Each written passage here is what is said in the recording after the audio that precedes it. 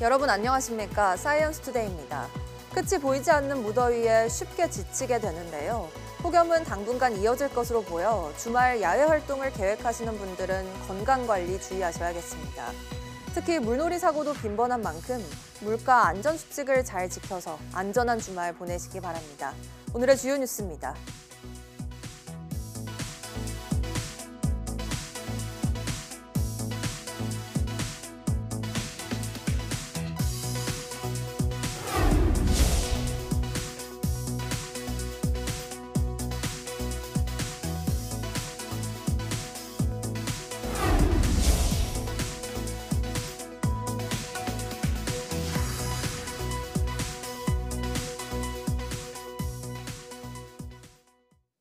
불볕더위가 연일 이어지고 있습니다. 특히 경기 북부가 가마솥 안에 들어간 것 같았고 서울 도심은 전기장판 위에 올라간 듯 뜨거웠습니다. 열흘 넘게 이어진 서울의 열대야는 더 길어질 전망입니다. 고한석 기자가 취재했습니다. 지난 8일 최고 기온이 섭씨 40도를 넘었던 경기도 파주시 광탄면. 이후 9일부터 이틀간 사람 체온보다 높은 30도 후반을 나타내 전국에서 가장 뜨거운 곳으로 기록됐습니다. 너무 더워서 손님도 없고 그냥 그래요. 힘들어요. 예나 지금이나 좀 뭐 많이 더운 거는 똑같고요. 최근 뭐 한 2, 3년 전부터 기후변화 때문에 아무래도 더 더워진 것 같습니다. 이 일대 지형은 오목한 분지 형태입니다. 열은 빠르게 흡수하고 배출은 늦게 해서 다른 곳보다 기온이 상대적으로 높습니다. 극한값, 즉 최고 기온에 다소 차이가 있을 뿐 무더위에 사각지대는 없습니다. 서울 남산에서 본 도심입니다. 맑은 날씨에 푸른 하늘이 선명하지만 열 화상 카메라로 보면 상황은 전혀 다릅니다. 도심은 마치 불길에 휩싸인 듯 새빨갛습니다. 초여름부터 극한 무더위를 몰고 온 고온 건조한 동풍은 우리나라 서쪽, 특히 수도권을 강타하고 있습니다. 동쪽에서 불어온 바람이 태백산맥을 넘어 서쪽으로 불어들면서 서울, 경기 등 수도권 지방을 중심으로 다른 지역보다 더 기온이 올라가는 매우 강한 폭염이 나타나고 있습니다. 도심 열섬 현상까지 겹쳐 서울의 열대야가 벌써 열흘을 넘긴 가운데 한밤 무더위도 앞으로 일주일 정도는 더 이어질 전망입니다. YTN 고한석입니다. 이처럼 연일 이어지는 기록적인 폭염은 두 개의 고기압이 우리나라를 덮으며 열돔을 형성했기 때문인데요. 주말까지는 견고한 두 고기압 속에서 동풍이 이어지며 서쪽 지역의 극심한 폭염이 계속될 전망입니다. 김민경 기자의 보도입니다.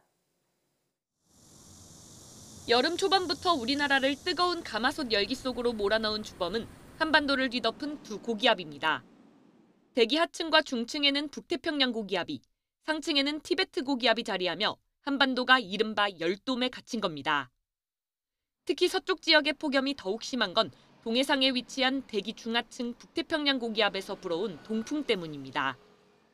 동풍이 불어오면 공기가 태백산맥을 오르며 습도를 잃고 내려오면서는 가열돼 서쪽을 달구는데 이 바람이 연일 이어지며 열기가 계속 쌓이고 있습니다. 동풍은 주말까지 계속돼 서쪽에 숨막히는 폭염은 2, 3일 더 이어질 걸로 보입니다. 12일 정도까지는 우리나라 상공에 고기압이 계속 위치할 것으로 예상이 되고 있고요. 일요일 전후로 고기압이 좀 와해가 될 것으로 예상이 됩니다. 다음 주에는 바람이 서풍 계열로 바뀌며 서쪽의 극심한 폭염은 다소 누그러지겠지만 동해안은 다시 기온이 오르고 전국적으로도 폭염특보 수준의 더위는 이어질 걸로 보입니다. 이와 함께 전국적으로 호우가 쏟아질 가능성도 있습니다. 16, 17일 북쪽 기압골의 영향으로 수도권과 강원 영서 중심의 강수 가능성들이 있겠고요. 18일 날 고기압 가장자리를 따라 이제 남쪽에 수증기가 북상하면서 충청권과 남부 제주 쪽에 강수 가능성들이 있겠습니다. 폭염은 시간이 지날수록 피해를 키우는 만큼 다음 주 초까지 이어질 무더위에 각별한 주의가 요구됩니다. YTN 김민경입니다.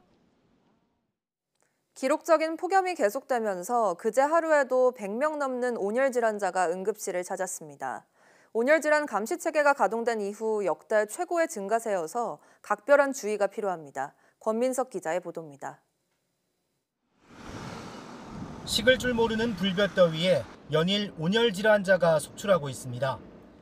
9일 하루 동안 열 탈진과 열사병 등 온열 질환으로 전국 응급실 500여 곳에 들어온 환자는 모두 111명.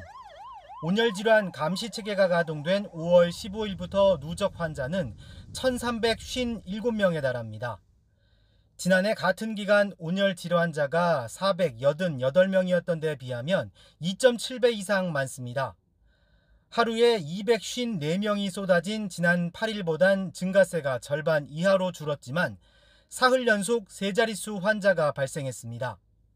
누적 사망자도 9명으로 늘어 지난해보다 3배나 많습니다. 또 이미 지난 8일 누적 환자가 1,000명을 돌파해 2011년 감시체계 가동 이후 역대 최고의 증가세를 기록했습니다. 온열질환 3명 중 1명이 65세 이상 고령층으로 33.5%를 차지했고 발생 장소별로는 실외 작업장이 28.4%, 길가 14.1%, 논밭 13.9% 등 야외에서 빈발했습니다. 질병관리청은 낮 12시부터 오후 5시까지 가장 더운 시간엔 야외 활동을 자제하고 불가피한 야외 작업 시에도 그늘에서 자주 휴식을 취하라고 권고했습니다. 또 목이 마르지 않아도 물을 자주 마셔야 탈진을 막을 수 있다고 강조했습니다. YTN 권민석입니다. 요즘처럼 더위가 기승을 부릴 때 냉방기 사용이 급증합니다. 그런데 기준에 맞지 않는 멀티탭에 에어컨을 연결해 사용하면 10분도 안 돼 불이 날 수 있다는 실험 결과가 나왔습니다. 어떤 부분을 주의해야 하는지 차상은 기자가 취재했습니다. 주변에서 쉽게 볼 수 있는 멀티탭의 에어컨과 냉풍기를 동시에 연결하고 작동합니다. 전선 온도가 빠르게 오르더니 7분 20초가 지나자 130도가 넘어서고 불꽃이 일더니 불이 납니다. 에어컨과 냉풍기의 전격 전류를 더하면 25A, 전격 전류가 10A인 멀티탭이 버티지 못하고 타버린 겁니다. 폭염으로 에어컨 사용이 급증하는 가운데 이처럼 잘못된 멀티탭 사용에 따른 화재가 잇따르고 있습니다. 최근 보호자가 없는 집에서 난 불로 초등학생 자매가 숨진 사고도 에어컨을 연결한 멀티탭 화재가 원인으로 추정됩니다. 두 개의 전선이 열로 인해 가지고 붙으면 이게 스파크가 튑니다. 스파크가 튀면 그때 생기는 그 현상들이 화재 현장에서 생기는 현상들이 그 멀티 콘센트 전선에서 발견됐기 때문에 사고를 예방하려면 안전한 사용법을 숙지하는 게 무엇보다 중요합니다. 에어컨처럼 전력 사용량이 많은 제품은 벽면에 있는 콘센트를 단독으로 사용해야 하고 환경이 여의치 않다면 반드시 용량에 맞는 멀티탭을 써야 합니다. 멀티탭에 최대 암페어가 적혀 있는데 연결한 기기를 모두 더했을 때 넘지 않아야 합니다. 전선 관리에도 주의가 필요합니다. 가정이나 사무실에서 미관상의 이유로 이렇게 멀티탭을 단단히 감아서 사용하는 경우가 많습니다. 이럴 경우에 열이 배출되지 않아 화재 위험성이 크게 높아지게 됩니다. 전선이 오래돼 색이 변했거나 눌리거나 찍힌 흔적이 있다면 교체하는 게 좋습니다. 에어컨 사용량이 많은 여름철에는 실외기 주변도 점검해야 합니다. 가연불이 있으면은 조금 이렇게 착화가 돼가지고 화재가 확산이 될 수가 있거든요. 그런데 실외기 내부 화재가 일어날 수 있다는 걸 항상 이제 염두에 두시고 전력 사용량이 많은 여름철 가전제품을 안전하게 쓰고 있는지 점검이 필요한 시기입니다. YTN 차상입니다. 이른 폭염으로 여름철 소비자들이 많이 찾는 수박과 오이 등 일부 농산물 가격이 1년 전보다 20% 이상 오른 것으로 나타났습니다. 한국농수산식품유통공사 농산물유통정보에 따르면 수박 소매 가격은 전날 기준 한 개에 26,209원으로 1년 전보다 27.2% 올랐습니다. 또 오이 소매 가격은 10개에 11,781원으로 지난해에 비해 25.6% 올랐고 애호박은 개당 1,404원으로 25.1% 오른 것으로 조사됐습니다. 수박값 상승은 지난달 일조량 감소 여파로 생육이 지연된 데다 무더위에 수요가 증가한 데 따른 것으로 오이와 애호박은 무더위에 따른 생육 지연으로 분석됩니다.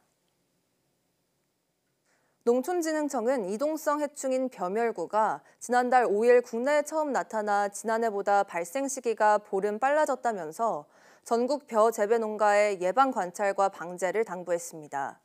중국 남부 등에서 발생해 편서풍을 타고 국내로 날아오는 벼멸구는 벼 줄기에 붙어 즙을 빨아먹기 때문에 피해가 심하면 수확량이 줄고 품질이 떨어집니다. 농진청은 오는 13일부터 사흘 동안 벼멸구 성충 발생이 집중될 것으로 보인다면서 벼포기당 2마리 이상의 약충이나 성충이 보이면 방제를 시작해야 한다고 했습니다. 여름철 과일로 인기가 많은 복숭아의 새로운 품종 하나를 개발하려면 15년 이상이 걸립니다.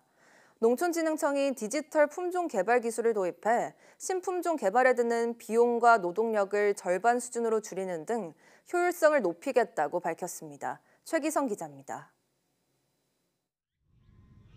노란 봉투 안에 원형 복숭아들이 익어가고 있습니다. 수확을 앞둔 시기이지만 소비자들의 품종 선호도가 빠르게 변하면서 농민들의 걱정이 큽니다. 소비자들이 이제 SNS 등 여러 가지 통로를 통해서 그 특색 있는 반도형 같은 품종들을 많이 찾고 있거든요. 농촌진흥청은 이렇게 다양해지는 소비자 요구에 맞춰 디지털 기술을 도입해 속도감 있는 품종 개발에 나섰습니다. 이를 위해 국내 복숭아 410개 품종 등을 분석한 뒤 94만 개가 넘는 유전 정보를 확보했습니다. 특히 복숭아 모양과 털 유무를 유전적 특징을 찾는 표식인 분자 표지를 활용해 빠르게 판별하는 기술도 개발했습니다. 직접 길러보고 관찰하지 않아도 열매 모양이 동그랄지 납작할지 털이 있을지 없을지 미리 알 수 있는 겁니다.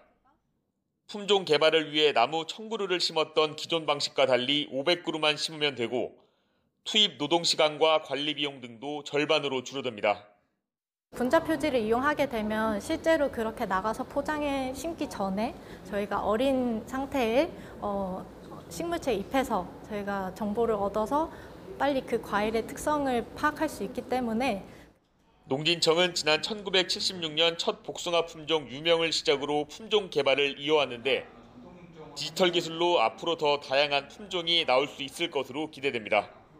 YTN 최기성입니다.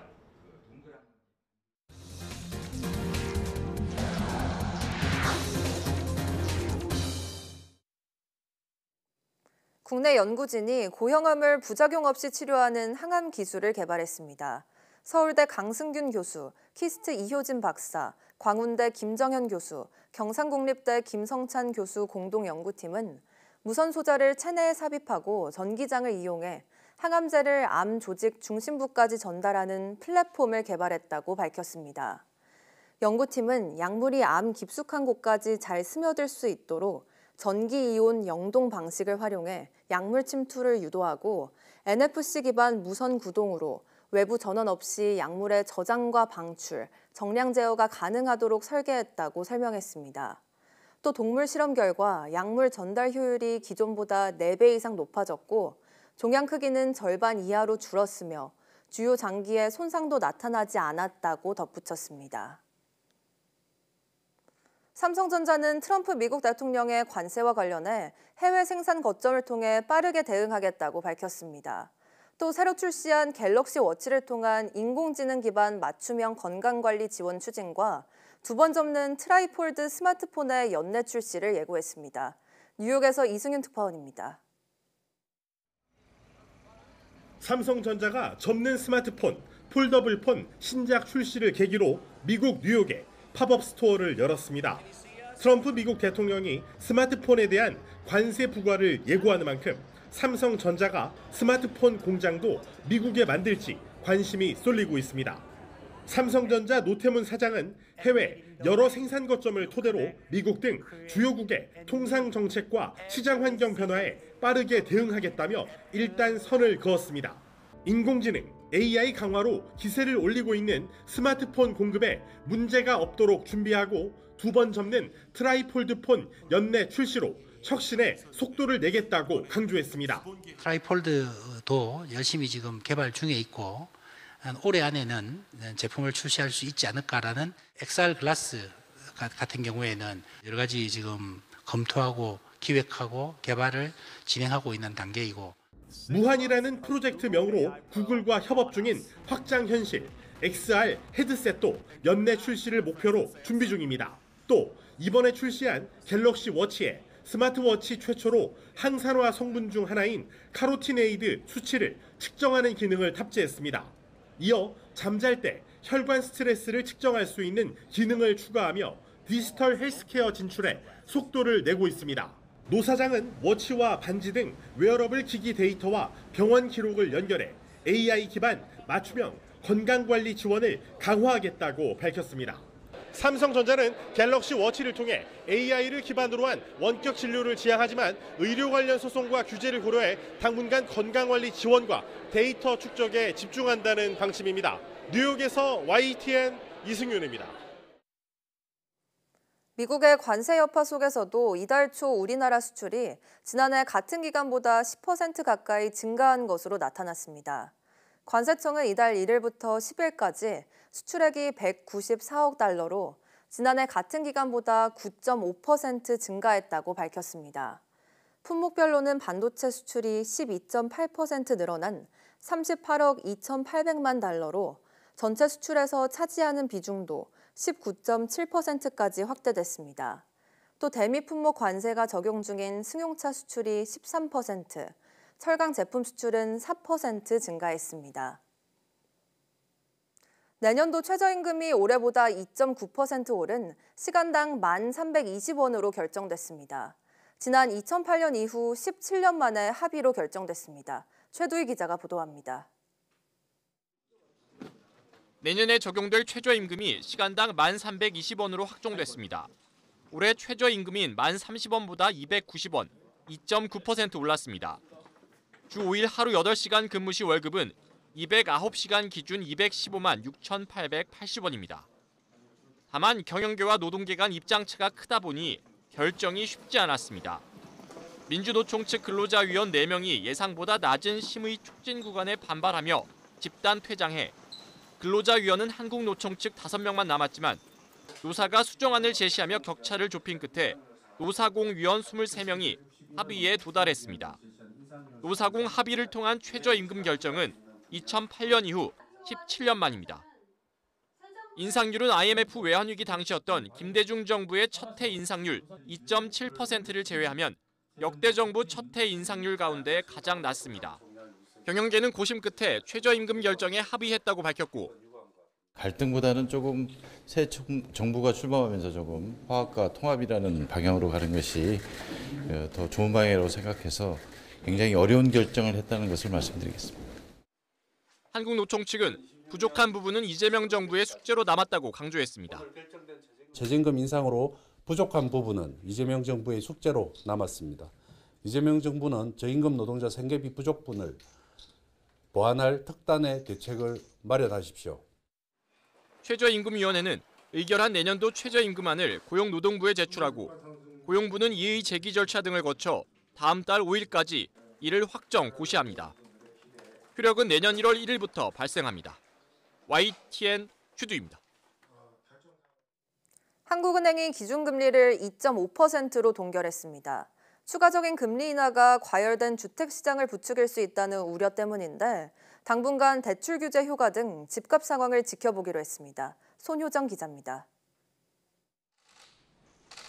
한국은행이 기준금리 연 2.5%를 그대로 유지했습니다. 지난 2월에 이어 직전 5월 금융통화위원회도 0.25%씩 금리를 낮춰왔는데 이번엔 금통위원 만장일치로 숨 고르기를 택했습니다. 최근 폭등한 수도권 집값과 그에 따라 몸집을 키운 가계부채를 고려한 결과입니다. 추가 인하로 부동산 시장을 자극하는 대신 정부의 6.27 대출 규제 효과를 지켜보기로 했습니다.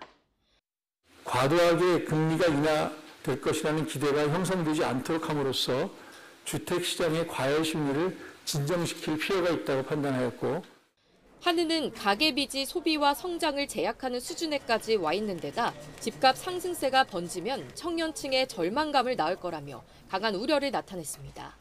이번 대출 규제를 기점으로 주택거래 감소세가 유지된다면 가계대출은 한두 달 뒤에 안정될 수 있지만 중요한 건 집값이라고 강조했습니다. 결국 주택가격이 안정돼야 통화 완화 기조를 이어갈 수 있다는 의미입니다. 이창용 총재는 미국 관세 협상 등 대외적인 불확실성이 큰 만큼 구체적인 추가 인하 시점과 폭은 앞으로의 상황을 지켜보고 결정하겠다고 밝혔습니다. 나쁜 시나리오는 관세는 관세대로 굉장히 크게 올라가고 가계부채는 잡히는데 부동산 가격은 안 잡히고 그러면은 금융 안정과 성장의 이 상충 관계가 굉장히 나빠질 수 있습니다. 앞으로 석 달 내 금리에 대해서는 금통위원 6명 가운데 4명이 인하 가능성을 열어뒀습니다. 이 밖에 한국은행은 집행을 앞둔 2차 추가 경정 예산이 우리나라 경제 성장률을 0.1%포인트 끌어올릴 것으로 전망했습니다. YTN 손효정입니다.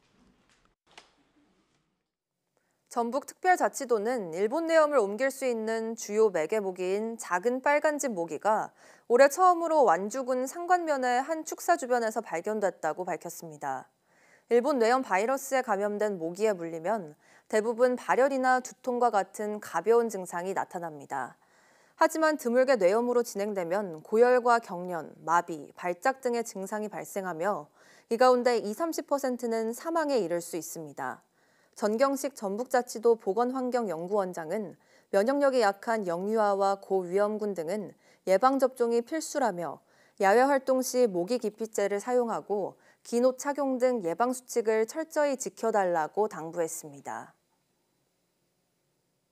미국의 홍역이 창궐해 33년 만에 가장 많은 확진자가 발생했습니다. 백신 회의론이 확산하면서 접종률이 크게 떨어진 것이 주요 원인으로 꼽힙니다. 권영희 기자가 보도합니다. 미국 질병통제예방센터 CDC는 올해 홍역 확진자가 1,288명에 달한다고 발표했습니다. 유아 2명과 성인 1명 등 3명이 숨졌는데 홍역으로 인한 사망은 2015년 이후 처음입니다. 2,126명이 확진됐던 1992년 이후 33년 만에 최악의 감염 사태입니다. 환자 가운데 92%는 백신을 맞지 않았거나 접종 여부가 확인되지 않았습니다. 38개 주에서 환자가 보고됐는데 753건이 확인된 텍사스주가 발병의 진원지로 꼽힙니다. 홍역은 MMR 백신을 2번 맞으면 97% 예방 효과가 있지만 최근 미국에선 백신 접종률이 떨어지고 있습니다. When we have tools that can really be helpful and see that they're discarded for no good reason, it is met with a little bit of melancholy on our part. 백신 접종률 감소의 주요 원인으로 팬데믹 이후 흔들린 공중보건 시스템과 백신 회의론 확산이 꼽힙니다. 대표적인 백신 무용론자 케네디 보건복지부 장관은 CDC 시스템 자체를 무너뜨리고 있습니다. 예방접종 자문위원회를 재구성하면서 백신에 대한 우려를 가진 전문가들을 집중 배치했습니다. Secretary Kennedy assured the Senate on multiple occasions that he was going to have fidelity to science. He's blatantly and flagrantly violated that pledge that he's made. 스탠퍼드대 연구팀은 이런 추세가 유지되면 앞으로 20에서 25년 안에 미국에서 매년 85만 명이 홍역에 감염돼 2,500명이 숨질 수 있다고 경고했습니다.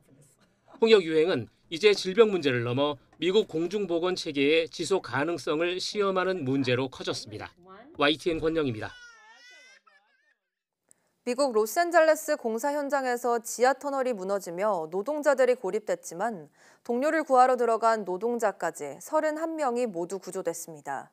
CNN과 로이터 통신 등에 따르면 현지 시간 9일 저녁 8시쯤 LA 윌밍턴의 하수처리 시설 공사장 지하 터널이 붕괴돼 작업 중이던 27명과 근처에 있다가 동료를 구하러 들어간 4명이 갇혔습니다.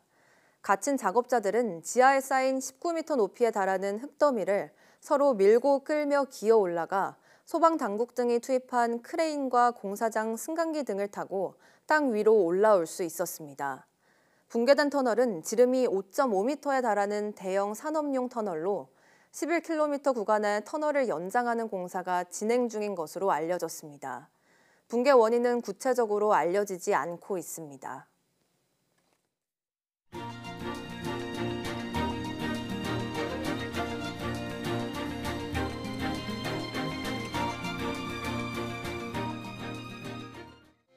(7월 11일) 오전 사이언스 투데이 마칩니다. 오후 뉴스도 많은 시청 바랍니다. 시청해주신 여러분 고맙습니다.